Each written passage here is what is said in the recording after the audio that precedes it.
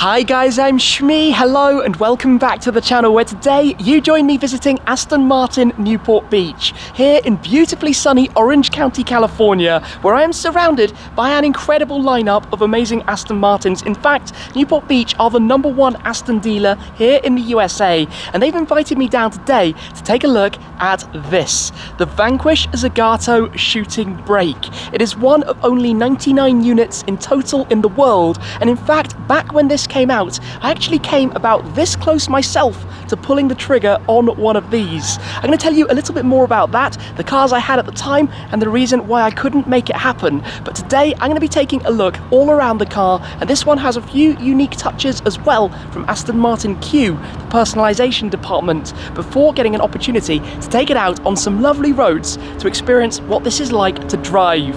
So let's do it then and check out the Vanquish Zagato Shooting Brake. You would think that after what has now been nearly 2 months in the USA as part of my tour with the Ford GT that I would start to get used to quite how hot it is out here, but nope, I am still far too British and it is ridiculously boiling, but conveniently of course we do have a British car to be discovering in today's video. In fact, actually looking at these two, we have an American, Italian, British car and a British, Canadian, American car. Those that know will know, but this is number 15 out of the 99 Vanquish Zagato Shooting Brakes. In fact, they started the collaboration on the new generation of Vanquish with the Zagato Coupe and Volante, of which they made 99 each as well, and then they had the Speedster, which actually had no roof at all, completely open, and they only made 28 of those. It's been a long history between Aston Martin and Zagato working together on different models, going right back to the DB4 GT Zagato and many different models through the eras. But this one, like I said, does have a few special touches to it, which I'll be showing you in a moment. But first though, let me talk about how I came close to one of these. So when it was first presented and first introduced, being shown to prospective customers, at the time I owned two cars that I thought could potentially combine into one. We're talking the Aston Martin Vanquish Volante. I had a 2015 model, so before the Vanquish S, but it did have the upgraded 8-speed automatic gearbox, which is what you find in this car too. And I also had a Ferrari FF. That was Ferrari's shooting brake. Admittedly a slightly more practical car, but quite a similar style, a front-engined, naturally aspirated V12. So that was an idea. I also, however, had on order the McLaren Senna and also the Ford GT. So the idea of spending what is actually nearly $1 million was, well, pushing the boat out a little bit too far for me, and that's why it didn't end up happening. But let's take a look at this car then, in tungsten silver. The bodywork redesigned by Zagato, hence, for example, this large front grille that you have, lots of Z shapes wherever you look, those very distinct fog lights as well on either side, new wheels for the car, new lines, and of course in the case of this, the raised roof line for the shooting brake style. And this is where it looks quite so impressive. Have a look around the rear. There is just something about a fast estate, especially a limited edition one like this, only 99 of them in total. Around the back you get those distinct Zagato tail lights, completely new bodywork of course to house this different shape. The one thing is though, you might be expecting it to be a 2+2 or a 4-seater, but it is strictly a 2-seater. There is no passenger space in the rear, and in fact it's quite an awkward storage space as well that you're going to see shortly. What you do have though up front is a 6-litre naturally aspirated V12 that makes 580 horsepower and sounds incredible. Let me come round though to show you a bit of the interior. I have on me the valet key. Normally you have the glass crystal one, but for the moment, just so I don't damage it, I left that one behind. But inside here, some unique touches to the seats with Alcantara, but based on the Vanquish with, like I said, just the 2-seat layout, but a stunning, stunning rear cabin. You've got that waterfall in the centre, we'll go through more of this later on. A lovely interior to see, and then back here, this is where it's really, really special. In fact, let me grab the key just to press the button here to open up the boot, which you do like this, hydraulically opening up, and this is where you have this complete carbon fibre rear shelf, carbon everywhere in fact, and you can just about see the roof as well, how you have that center view, the glass which is electrochromic. You can make it darker to tint it or make it lighter to see the sky as well.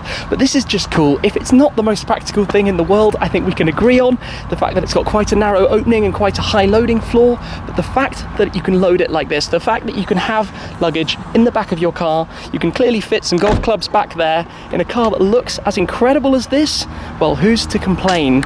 Anyway, let me come through, take a step inside. We need to get the aircon running for sure, because it is far, far, far too hot. This car has, well, 77 miles on the clock.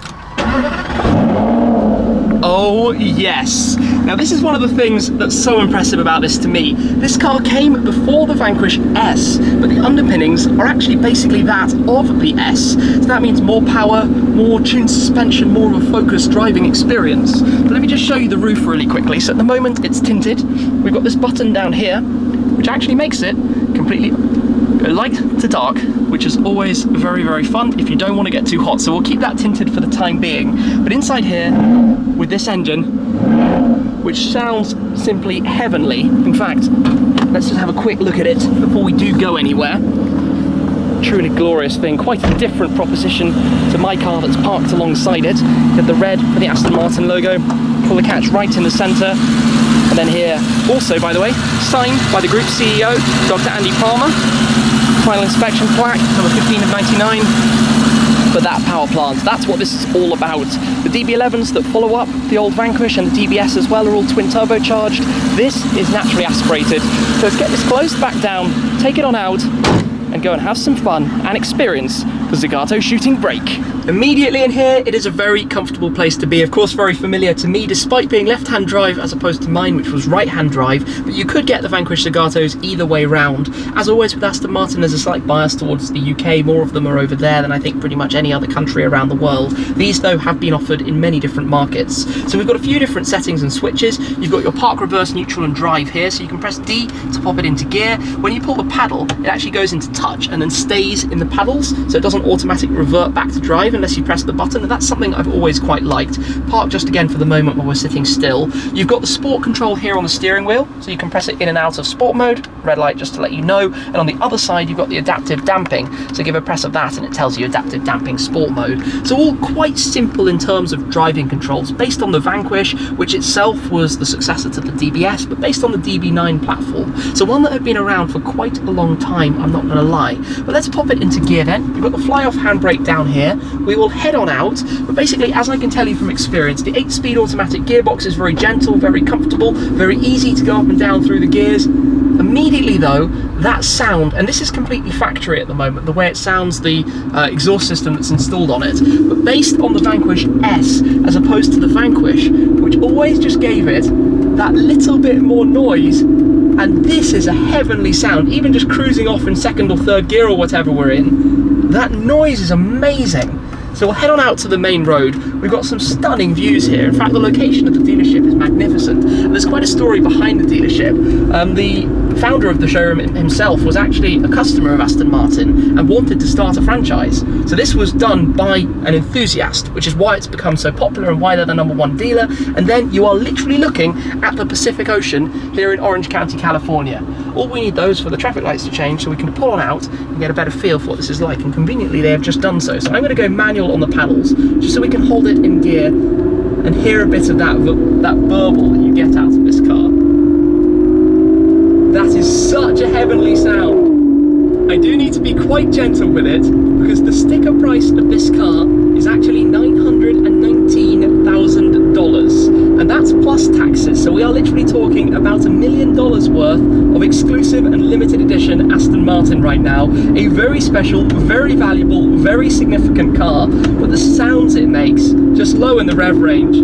That's not even 3,000 RPM downshifting there. Look at those views out over the beach, the cliffs that you have here. What a stunning place to take a car like this to go for a cruise. Now it has, like I said, literally, we've got 78 miles on the clock now, so I have to drive it pretty gently and respectfully of both its value and also its exclusivity and specialness foremost. And remember, of course, it's a car from the dealership. It is technically available for sale, and it is very, very kind of them to allow me to have this drive and to experience it. And naturally, or instinctively, it feels like the Vanquish S. It feels like that Grand Tourer with a slightly sporty bite to it, a sporty bark that just gives it that kick of excitement, which is what I loved about mine. Yes, it's an auto box, it's not a double clutch, but for the type of car that fits the character. Inside, you've got great visibility. To be honest, okay, I say great visibility forwards. Out of the rear, if you take a look backwards, you've got a very small little hatchback there that you're looking through. So not exactly the best vision in the world, but you've got a pretty good idea of where the car is fixed on the road, where the fenders are, and generally speaking, I mean, to cruise along in, it's a pretty heavenly place to be. This is the thing, the valves open about 4,000 RPM, and it's such a glorious engine note. The sound it makes, that deep grumbly, yes, it's not like the Ferrari that has a screaming V12, but it's such a powerful, engaging sound, and so much of this car to me and to this generation of Astons is that. I know I beat on about it a lot in my videos, but the V12s are things that aren't going to exist in the future. They are not going to happen. Mercedes have their final edition of the S65, that's going to be the end of it for them, and the AMG V12 has always been such a big thing. Yes, the DB11 and DBS have twin turbo V12s, but it's not quite the same. They sound good, but they don't sound like this. They don't have that throatiness to them, that bark, and then the snaps as well when you shift up at the limit. The noise is a pure symphony. The car itself, I mean, if you went to basics as a car, it's effectively a Vanquish with a different body and a funny shape towards the rear end of it. So what makes it worth this much money? But it's so much more than that. The history between Aston Martin and Zagato, the exclusivity in numbers, only 99 of them. Just take a look at this view. This is such a stunning place to be driving right now, and all of that comes together into this car and makes it this thing that you can only fall in love with. I think it's so different, it's so unique on the market, really. I mean, I do have to discuss a little bit more because, of course, many of you will know I have now a Ferrari GTC4 Lusso, which is significantly cheaper.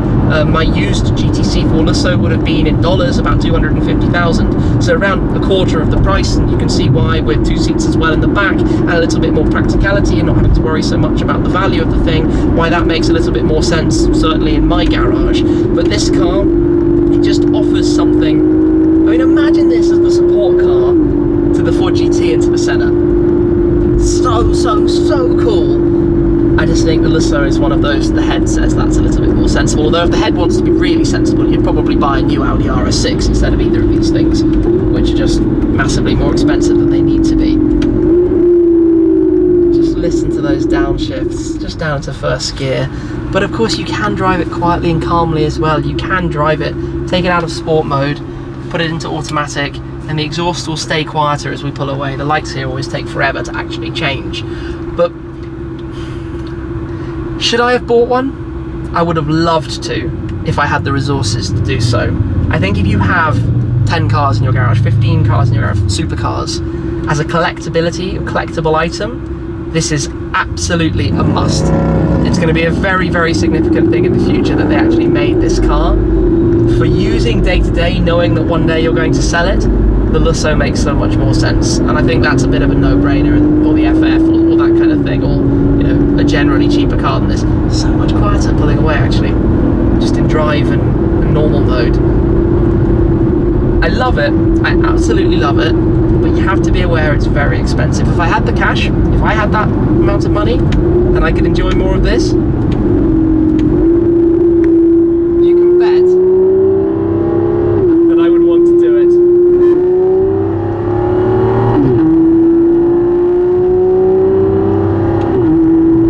What a sound! Just gently building up the revs. Of course, new car, a car for sale. I can't just go nuts with it. And then the downshifts as well.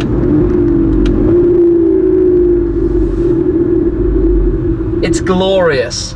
It's just like driving in the Vanquish S in terms of the sound and overall experience, which is something epic. In fact, I'm surprised there aren't more Vanquish S's out there given quite how good it is, but that is in part down to how, I guess, the rest of the car is slightly previous generation in terms of the infotainment and some of the controls. But now as we accelerate again,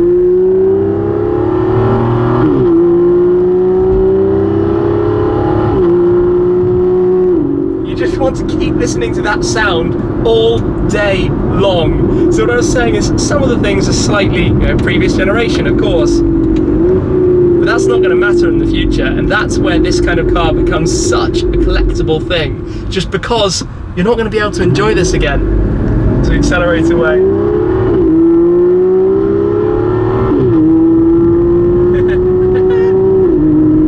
Oh, it's so good. The sad part is that I do actually need to take the car back. I can't just keep driving it around. It's basically new. Sorry, I've oversaid that, I know, but I'm really enjoying this. I'm enjoying it an awful lot. Just getting a feel again for this car and missing it slightly. And this is what I felt when I went to South Africa earlier this year and drove a Vanquish Volante again and felt exactly the same. There's something about them. There's just something about this kind of car. I'd go backwards and forwards every day between an Aston V12 and a Ferrari V12 in terms of the engines and actually driving them. But out here, cruising with this beautiful weather, these locations, Crystal Cove State Park, stunning views, to just enjoy the car and just, I don't know, appreciate it for what it is. There's not really much that does better than that. There is, however, a lot more that I still need to show you about it. Some of the features to the inside, and I want to explain a little bit more about what's going on at the back and how all of that works too. You can just see a little bit of the design from up here. For the moment though, let's have a last little bit of acceleration, just to enjoy some of this sound again.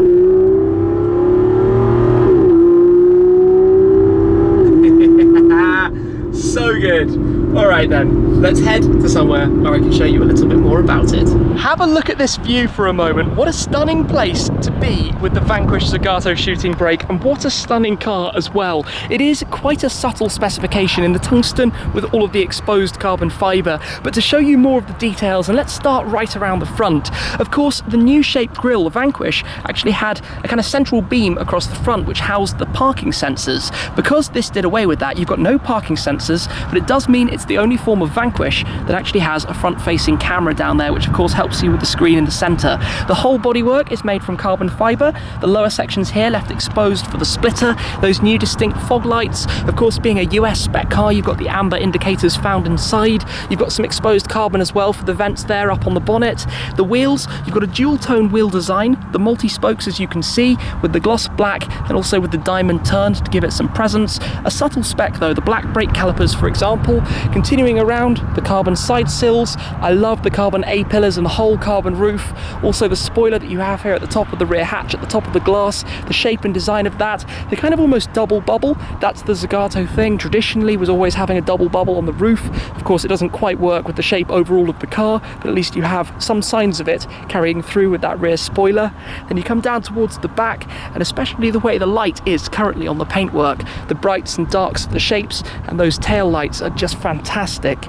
Down at the back, a huge carbon fibre diffuser, the quad tailpipes, very large tailpipes that you have there. And just to show you in a little bit more detail, inside the trunk back here, so let's pop that open. There we go, so you can see a little bit more of this. The whole carbon fibre, this is actually an option to have all of this done. You've got a few straps and locking down points, but you can see the way it's all carbon around. You've got some illumination around at the side. You've got the strut bar as well. It's integrated into the design. And then at the very back here, you've got the trickle charger, the umbrella, a few other accessories. Not the most storage space in the world, I'm not gonna lie, but having the opportunity to see all of this carbon fibre for the boot just looks fantastic. Closing this back down, give it a gentle shut, and it has soft close to pull it all the way through and come back towards the inside. A few more things to see inside here.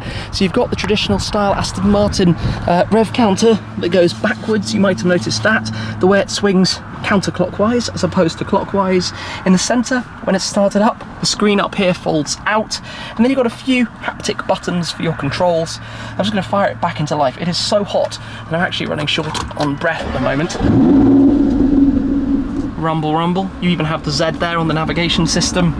A small amount of storage in here, cup holder where my camera currently is, the armrest as well, which has a clipper to release it, and that holds that back down. And then looking backwards, you've got a small amount of space in and around, another cup holder just behind us, but mostly it's an ornate design, the way it's presented. Of course, this stops your luggage sliding around and banging into the back of the seats. And then the seats themselves, the Zagato embroidery on the headrest, but having these outside parts in Alcantara, that's through Q, as is having this fluted section in the center, the perforated leather. So often on these cars you would have the Zs, as I think we'll see back at the showroom with one of the others that's actually here. But having that on this car is unique and different to, well, just about all of the others. So it's a very, very, very lovely thing to behold. But let's take it back around towards the showroom. Sadly then, this is where today's adventure is going to end. It's a very cool location though, right here at the Crystal Cove Shopping Centre. So you've got lots of nice shops and restaurants, a beautiful, beautiful place. And then as you come around the corner, have a look over towards the right, where you have this amazing lineup of very brightly coloured Aston Martins. And they do a fantastic job here actually of speccing some cars in amazing, amazing colours. And I'm going to quickly show you some of the highlights and some of the limited editions, also including what's inside the showroom, because they have a few very special ones tucked away as well in terms of special editions. But just look here, 4 DBS Superleggeras in a line, 3 coupes and a Volante at the end. That is so cool.